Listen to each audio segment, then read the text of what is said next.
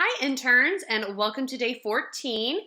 I'm squeezing in an extra lesson for you guys this week. So this was going to be short and sweet, and we're actually going to read chapter 8, and this is going to be the final chapter that I read out of our A Teen's Guide to Finding a Job.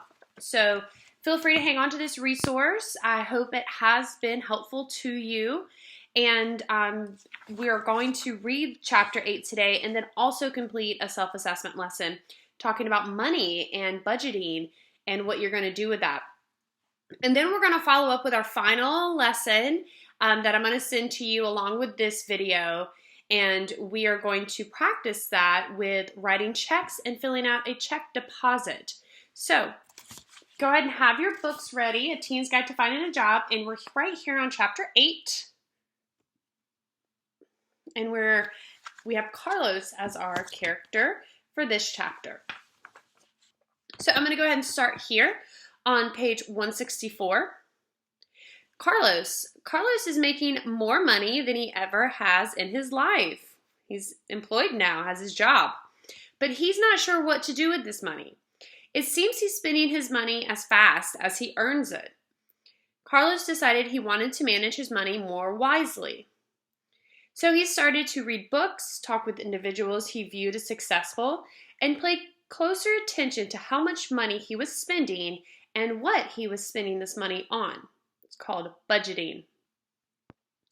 After weeks of being more aware of his behavior, he set out to prepare a money management plan.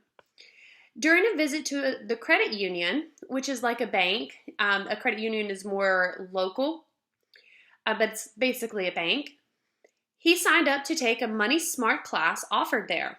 After completing the class, he created his plan. And I'll go ahead and say to you right now, for those of you interns who do have bank accounts, your bank websites do offer a lot of great resources there and tips for money spending. So those are good resources as well for when you do start earning an income. First, he identified his wants and his needs because those are very different. Then he prioritized, which means he saw which was most important. And then second, he allotted his money. So he identified how much money by setting percentages for how he would use it. So for example, 50% of his money he decided to save. So half of his money was for saving, 40% for spending, and 10% for sharing. Third, he reviewed the plan and made changes accordingly. After sticking to his plan, persistent, Carlos was able to purchase a car 1 year later. He learned it's always best to save for a rainy day. And a rainy day isn't always meaning a day when it's bad weather, but a rainy day could also indicate times that are very uncertain, like right now with the coronavirus. So always having that savings account. I mean, he was saving half of his money. So that's a good chunk of change he was saving. And you can see here, he was saving that to purchase a car. That was his goal. So we're going to go to the overview here on page 164. Finding a job agreeable to your personality is definitely rewarding. But the ultimate reward is the pleasure you feel when the money you earn makes you able to fulfill a financial goal or dream. For this reason, it's important to know how much money you need or want to make before you start your job search. So I'm going to pause here. So we've talked about this in the training room, and some of you guys, living independently one day is a goal for you. So that's going to take a lot of budgeting skills and a lot of money managing to reach that goal. Now, some of us also are totally okay staying at home. Believe it or not, I moved back in with my parents when I was in my early 20s for financial reasons, and that's okay. So you need to prioritize your goals on if living independently is something you want to do, then this needs to be an important lesson for you on budgeting money. However, if you're planning to live with parents as long as possible, then you might need to find other goals with how you're going to spend that money in other areas. Maybe you're helping supporting the family And that's definitely a great goal to have. Or maybe it's something else like a car or other things you would like to save for. So on page 160, sorry, I haven't finished this one. For this reason, it's important to know how much money you need or want to make before you start your job search. This will establish the framework for your job search plan and allow you to narrow your focus on employment opportunities that pay wages close to the financial level you desire. Before your search, you should have answers to the 3 personal financial questions. How will I use my money? How much money do I need? And how often do I need to be paid? So yesterday in our pay stubs packet, I know you guys probably don't want to think about that. That was a little tough. But in our pay stubs packet, we did talk about the different ways that employers do pay you. It could be weekly, it could be twice a month, once a month. So think about that.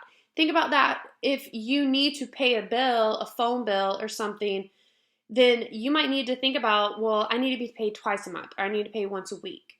So that's definitely going to help you decide too with those financial goals you have. On page 165, your answers to these questions will help you determine the amount of money you should make and the number of hours you should commit to the employer so you can achieve your financial goals.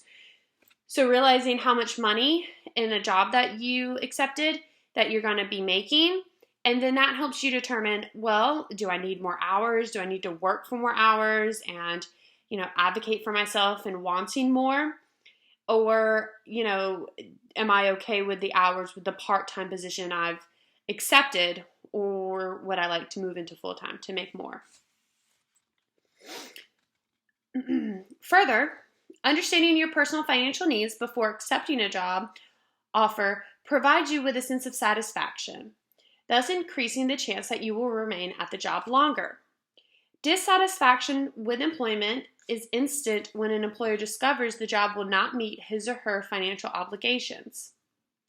So a lot of times, young adults and even adults, we accept positions and wages, and then we find out, oh man, I'm not making enough for my rent, or I'm not making enough for my car payment. I need to actually make more money.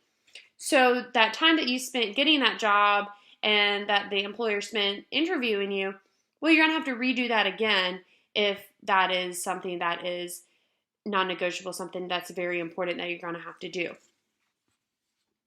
Typically, the employee starts to look for another job. But if you understand upfront how much money you need to meet your financial needs, look for the opportunities that support your needs. Then you'll stay at the job longer. Lastly, having a financial plan will also ensure you can continue to enjoy your extracurricular activities. You'll already be aware of the amount of time you'll need to commit working. Personal financial decision making is a very important part of the job search process. As mentioned in Chapter 2, when conducting your job search, come up with questions concerning salary. This is a perfect time because you have nothing to lose or feel uncomfortable since there's no job offer yet to jeopardize or to put on the line there. So again, we did mention how during the interview, this is not really a topic that you'll want to go into and discuss in the interview because again, with job descriptions and when you fill out that job application, that job description is going to have a pay rate listed, so you'll already know, or it'll have a pay range, so you'll already know if that fits in with what you require with your financial needs. Understand that the effort you put into managing your money will reflect the attitude you have developed about money. Personal financial decision making requires self-knowledge, so knowing yourself, patience, and consistency if you are to succeed the money management and accomplishing your financial goals. So start by creating a money management plan, which is often known as a budget. And this provides a guide for taking control of your finances. This plan will help you set goals, monitor how much cash you spend, and track what you spend your money on, your expenses. Realize that having a sound spending and savings plan sets the foundation for long-term financial success. Having a plan ensures you begin using your money wisely right from the time you receive your first paycheck. You will be in control of your money instead of your money controlling you and what you do. Plus, you'll be developing healthy spending habits that will serve you your whole life. Remember, good money management is supported by a written plan and strict self-discipline. A regular review of your expenses and spending habits will guide your actions and will help you achieve your financial goals. Then you'll know where you spend your money, you'll keep it longer, and you won't overspend. And I'm going to add to this a very important skill that we need to also recognize is understanding the money that we spend and the things we spend money on.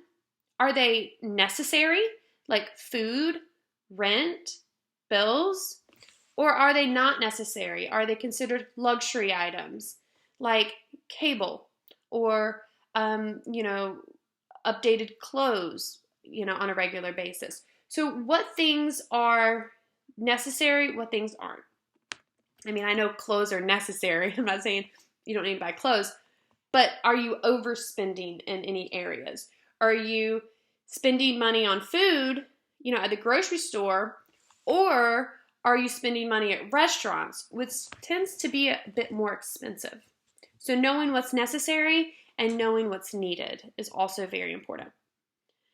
So right here on page 166 under Good Money Management Rules, know what you have. The first step to good money management is to know how much money you have and will have. So understanding that net pay, how much money you actually make after all those tax deductions that we talked about yesterday, and making sure that, that's enough for what you need to spend on any bills. When calculating your pay, take into consideration standard payroll deductions. These will include federal income tax, state income tax, Federal Insurance Contribution Act, FICA, Medicare, and various local taxes. So all those deductions we talked about yesterday in our pay stubs activity.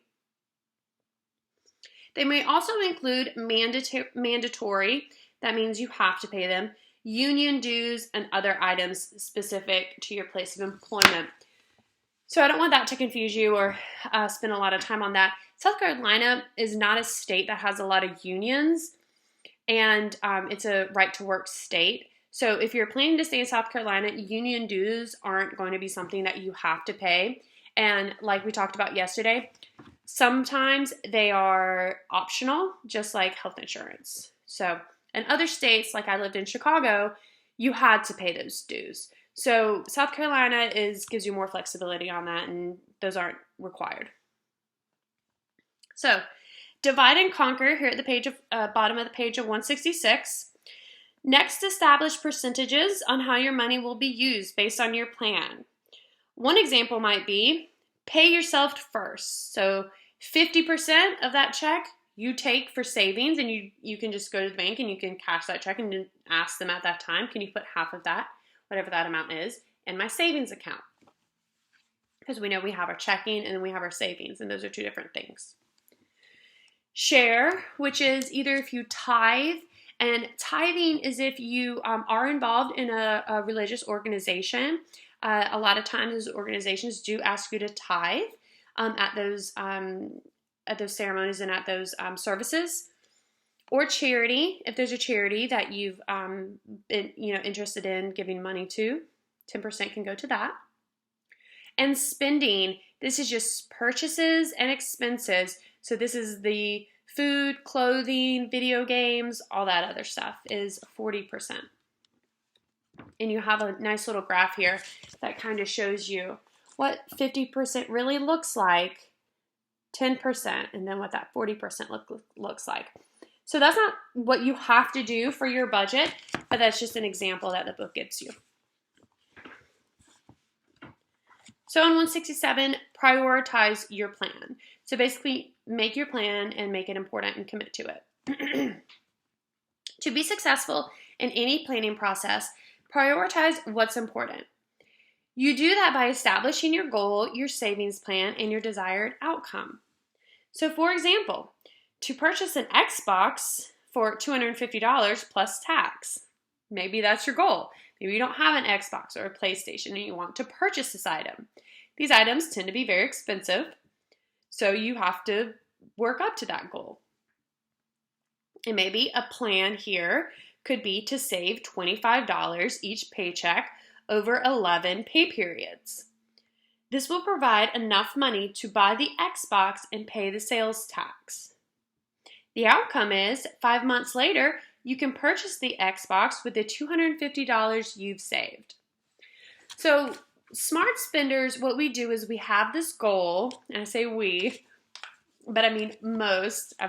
This is an area I need to work on as well. But you save your money for something that you want to purchase.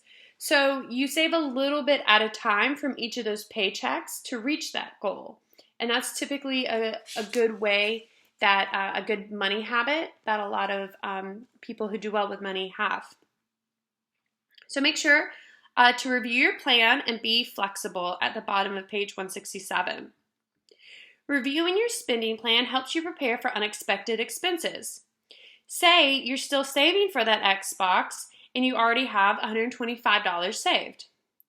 During the 11 pay periods in which you are saving, you discover that you have to purchase a $25 book for a karate class. So, for example, the book saying here, let's stick with that same goal of purchasing that Xbox for $250, and you're almost there, you have $125, so you're not there yet, but all of a sudden something else comes up, and you have to pay for that. In this situation, you can take $25 from the Xbox savings and use it to purchase the book that you need or the textbook you need for that class. On page 168, now is the time to review your spending plan. Instead of the planned 5 months and 2 weeks to purchase the Xbox, it will now take 6 months because you will need an additional paycheck to replace that $25 used for the karate class. Be flexible when making adjustments and get back on track. Financial planning, goal setting, and developing healthy spending habits are indeed challenging, but not impossible tasks. What you think about money and how you value it will influence and form your spending habits. Taking a financial assessment will heighten your awareness of how you feel and think about money. Ultimately, it will help you make better financial decisions. And that's going to lead into our activity here, into taking that self-assessment about money. So before we get there, though, we're going to talk about managing your money. Managing your money and financial sacrifices. So financial sacrifices mean that it does require good, healthy spending habits, does require you to spend money on things you didn't consider or you didn't think about, and curveballs that might have been thrown to you and now you need to pay for. So on page 168 under managing your money and financial sacrifices, developing good money management skills and healthy spending habits requires making sacrifices. Again, sacrifices are things you didn't think you had to do, but now you have to, and you have to give some of that money to something else than what you wanted to spend it for. As you've already learned, you first take the time to build a spending plan. When creating the plan, you'll strive to understand the difference between your needs and your wants. Begin your plan by making a list of all your needs and their costs, so food, clothes, bills, rent, for those of us who have that goal of living independently. Then compare the totals, and then next do the same for your wants. Wants, Xbox, video games, those things that we want that we don't necessarily need. We all have wants, and that's fine. But you have to compare the totals from each list to your income, how much money you're making, which may include your allowance, if you're getting any money from parents or family, monetary gifts, that means if you get any money for, let's say, birthdays or holidays, and payment for your work, your paycheck. If it appears you don't have enough money to buy all the items on your list, then you have to prioritize certain ones and make sure you put your primary needs first. Over time, the sacrifices you make will enable you to buy both your needs and wants while minimalizing your financial hardship. So that means you might find out as you get older that the money that you're making with a job or any other sources of income that you have, of money that you have, it might not be enough for things that you need and also all the things that you want. So you have to look at that want list and you have to really decide what's more important. Is that Zelda Breath of the Wild more important than the other video game of Animal Crossing, and you might have to choose between one. You might not be able to get them both, just as an example. So that's what a sacrifice is prioritizing and choosing which is more important over the other. Here on page 169, prepare a spending plan. A spending plan is a list of items you need or want to buy and their cost.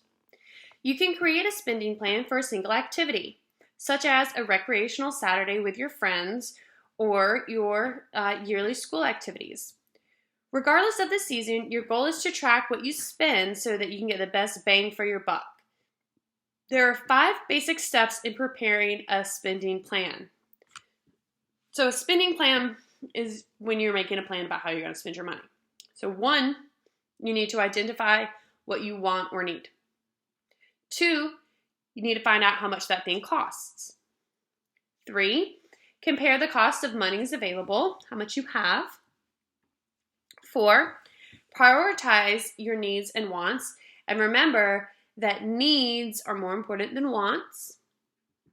And then 5, establish a spending timeline. So think about how long it's going to take you to save up for that amount of money of that item or activity that you would like to participate in. Get in the habit of reviewing your plan regularly to update costs and ensure your actions are leading you to the direction of achieving your goals. Learning to manage your money at a young age will help you become a better steward of money as an adult. As you get older, your earnings will increase, so you'll make more money with the more experience you have. These skills will put you into a healthier, more rewarding financial lifestyle. So hopefully, with more experience that you make in with your work experience, the more money you'll make, and then the more items you can buy on that needs and wants list, of course. So, plan to save. A spending plan also includes savings. Always pay yourself first, as this is a systematic way to make your money grow. That means whenever you receive money, no matter how much it is, get into the habit of saving some. So it's telling you a good habit, people that do well with their money and save up for things that they want. What they do is they get paid and they take the money and they just put it in their savings and they don't touch it really. And then they, decide how much they actually want to take to pay bills or spend on other activities. So figure that out, how much you would want to save and then how much you would want to spend. Learning to manage your money at a young age will help you become a better steward of your money as an adult. More responsible is what steward means. As you get older and earnings increase, so you get more pay, these skills will put you into a healthier, more rewarding financial lifestyle. So I'm going to take a moment here because we've talked about habits and we talk about different character habits of telling the truth or being polite, saying thank you. These are character habits. Well, you also, as you get older and do get a job and money from that job, you're going to start developing spending habits. And I've seen various different types of spenders in my work with young adults. I've had some who get their paycheck and they get it on a Friday and they spend all that money before it's Monday. Whether it was at the mall or movies, they just spend it as soon as they get it. But then there's other types of spenders, and what they do is they get their paycheck, they put some of it, whether it be half of it or 20%, 25% of it, they put some of that money aside and don't touch it. And then they spend the rest.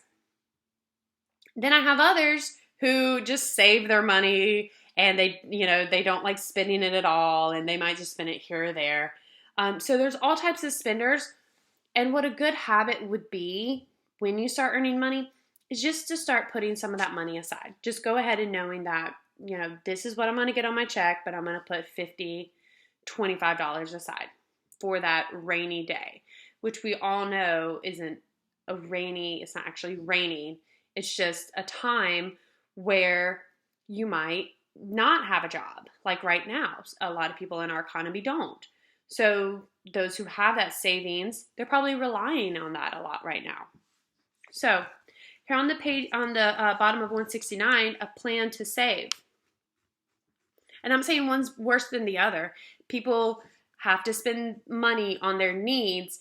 It's just I'm encouraging you interns to make, if you're able to save some of that money as a habit. And the more you do it, the more that habit becomes. And that's just a good money habit. Some people don't have that option, but if you do, I encourage you to do that. So, plan to save. A spending plan also includes savings. Always pay yourself first. That means whenever you receive money, no matter how much it is, you'll get into the habit of saving a portion. Paying yourself first will become one of the healthiest money management habits. Then put your saved money in a financial institution to protect it. That means a bank is a financial institution. You can open a savings account at your local bank or credit union and earn a fee called interest. So some banks, if you give them money, they can open an account, and interest is money that the bank actually pays you for letting them keep your money. Now, it gets a little confusing because the bank isn't actually keeping your money. They're actually loaning it to other people. But that money is still there because banks are FDIC insured by the government. But that's why they're giving you money for doing that. So that could be a perk to saving some money, is getting interest, which means, again, they're paying you for them holding your money. To learn more about savings account, visit your local financial institution. Like I said, the online websites have great information. The customer service representatives can answer your questions and explain different types of savings products available for teenagers. So here we get to our self-assessment on page 170. Remember, we're on page 14 here. So we are going to complete the self-assessment on page 170 and 171. So it's real quick, real easy. What you're doing here is you're choosing the best answer for each question, representing what you do and how you feel and think. So there's no wrong answer, it's just what you think is best. Answer only the bonus question that applies to you. This is not a test, you won't be graded. So answer the questions honestly to increase your self-awareness about what you think about money and of how you view and use money. So I'm going to read these out real quick. Sorry, I thought I had a water over there. Number 1, I read money magazines, books, and other materials to learn more about being financially responsible.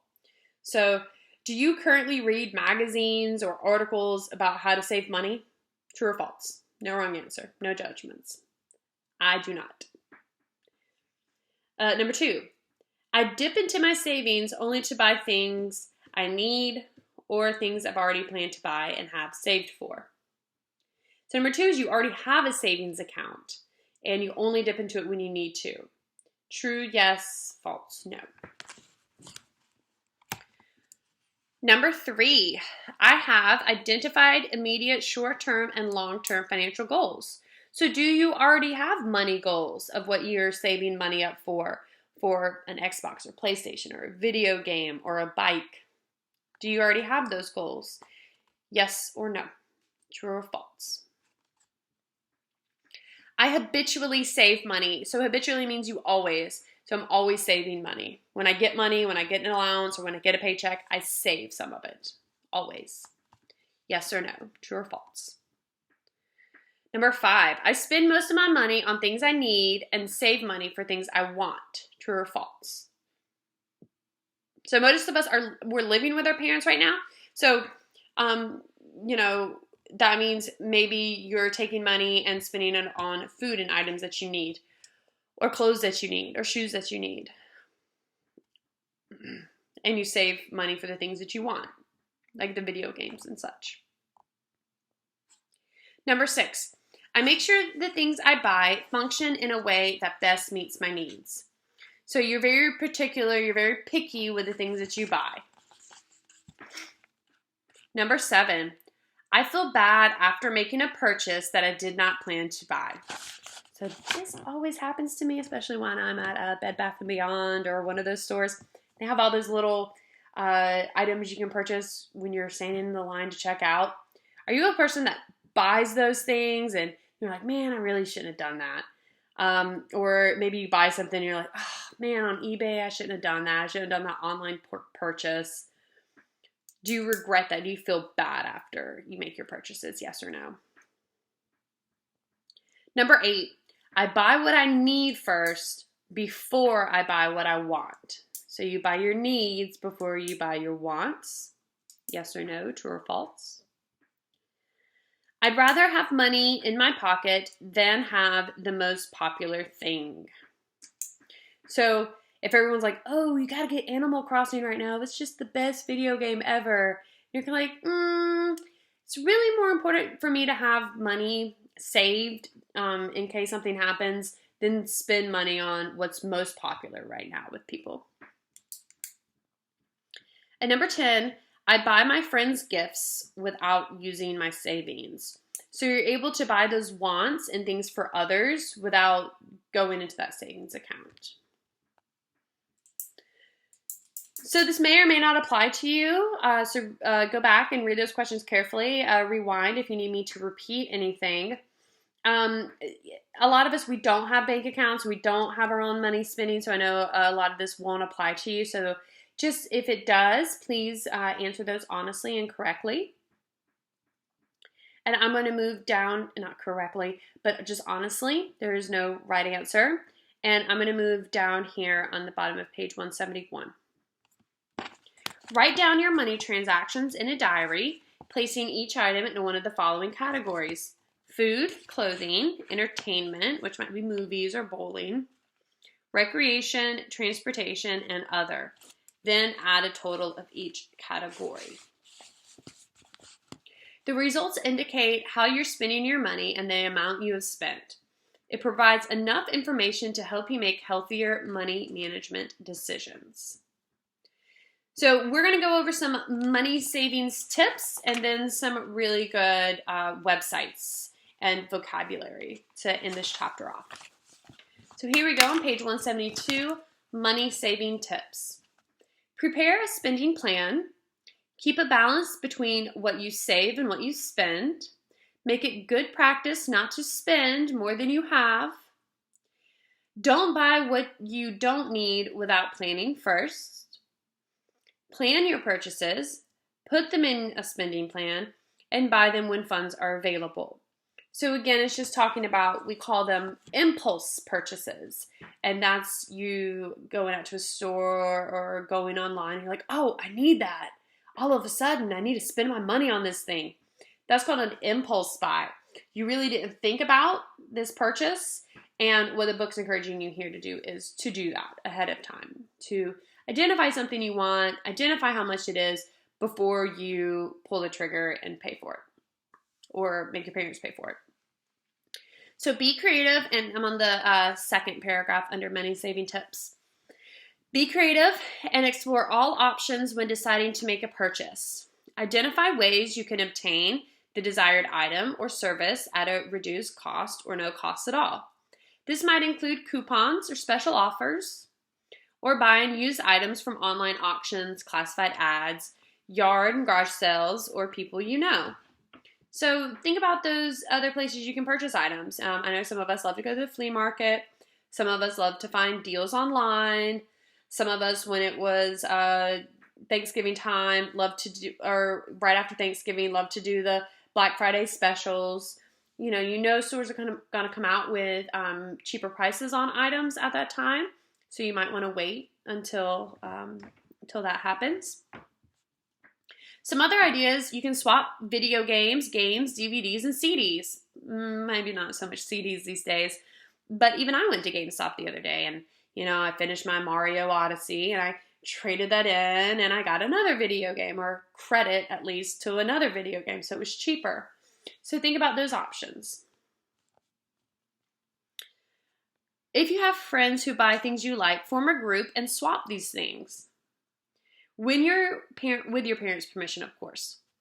Swapping is a form of recycling, increasing the usage of items without spending any additional money. Eat at home or pack your lunch. Avoid eating at fast food places and restaurants.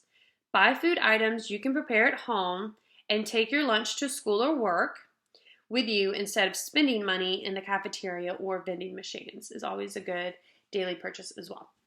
Okay? So here's some great, I like some of these websites more than the others. Money Instructor is great. I do really like Money Instructor.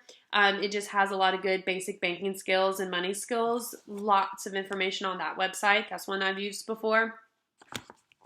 MyMoney.gov is a lot, but it also includes basic handling of money and basically how to have that positive relationship with your bank as well. Teen money making ideas, such as creative ideas for teens to make money. No More, No Less handbook. This is a student parent handbook you can find online to help you define annual costs. And then if there's any post-secondary goals, creating a plan for that. Kids Money is a financial plan. This is just a site that teaches you guys about money from David McCurrick.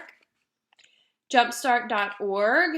This is a national coalition of organizations, and it prepares youth for lifelong financial decision-making skills. So we can really hone in on those good decisions with money.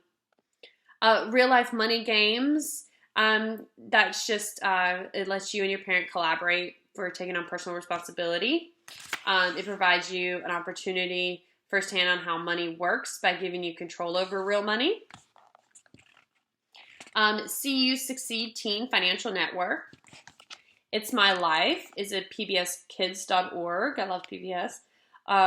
Org that teaches you guys a lot about that. It has a lot of activities, games, videos, and other things to continue to keep talking about those financial skills. BECU Financial Service. This site has Super Savings Spending Calculator to help you use and prepare a money management plan. So when you're thinking about this money management plan, don't think you're all on your own. You can use these online resources as well to help you create those plans for budgets. And again, reach out to, if you already have a bank, reach out to them as well. They have great resources. I bank with Bank of America, and I know they have a lot of like videos, and they tell me you're spending more than you're making, Paula, too, on my app. So that's very helpful. And it also breaks down how much I'm spending on entertainment versus food, So if I know that, I'm spending way too much here, and it lets me know what I'm spending too much on. So that's helpful as well in our busy lives. So here's some money smart vocabulary on page 175. The more I practice good spending and saving habits, the easier it becomes. So an allowance, that's how much money your parents give you, if that's something that's still going on. Deposit is when you put money into the bank, into your account, savings or checking. Goal, something you are working toward in the future. Income is money or earnings a person gets or receives, so how much money you make, your net pay from those checks. Interest, the money paid by a bank on the deposits saved in a savings account. Need, something you must have or do and able to live. Saving, putting your money away in a bank for a future goal instead of spending it right then. Spending, that means using your money either for wants or needs. A want is something you would like to have but don't really need. And then our aha moment here on page 176 is, a wise man knows where every penny is spent and dime saved, and is always prepared for that rainy day. So it's bittersweet. Hopefully, you guys made it to this lesson, made it through our Teen's Guide to Finding a Job. Again, if you want to continue with Chapter 9, feel free to. There's a letter of resignation lesson in with your packets if you'd like to continue that as an extended activity. Feel free to over your spring break time or at whatever time is convenient for you. But that concludes, and that means that ends our time with that book. So please hold on to that for future as a good resource for you as you move forward in finding your job. And then tomorrow, but I'm actually going to record this one right after this one. I'm going to give you guys 2 videos today because that was just really a read through of Chapter 8 with a short assessment. So I do want to talk about a worksheet we're going to do, which is called, excuse me, my nose is itching again, bills for each month. And we're going to practice writing those checks, which we've done before, and then also how to record that in a check register. So you can record yourself how much money you're spending and what you're spending that money on. So please join me for day 15. Excuse me, it'll be our final lesson for March. And then I will be touching base, I already have with most of you, but I will be touching base on getting you guys Chromebooks and our April packet. I know I offered Chromebooks at the beginning, but now I'm thinking, we really want to start using those now that our school closures have been extended until the end of April. I don't have any more updates on if they'll be extended past that at this point.